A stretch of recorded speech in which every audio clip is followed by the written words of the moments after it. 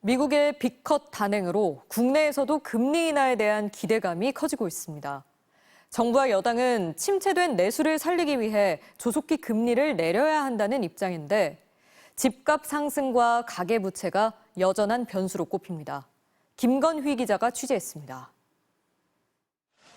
정부는 기대감을 내비쳤습니다. 미국 연준이 통화정책을 전환한 건 위기에서 벗어나는 모습이라고 평가했습니다.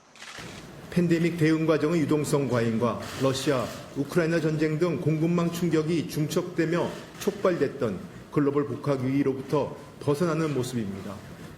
다만 지난 8월 초 증시 급락 같은 사태에 대비하고 주택시장 과열이나 가계부채 증가에는 과감하게 대응하겠다고 강조했습니다. 그간 정부 여당은 이자 부담으로 인한 소비 침체를 고려해 한국은행이 한시라도 빨리 금리를 내려야 한다는 입장을 고수해왔습니다. 관건은 시기입니다.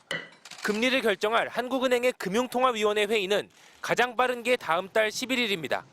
미국의 금리 인하가 큰 폭으로 이루어졌고 강력한 정책으로 인해서 가계부채 증가율이 낮아질 가능성이 커졌음을 감안하면 한국은행의 금리 인하가 10월에 이루어질 가능성은 조금씩 높아지고 있는 것으로 보입니다.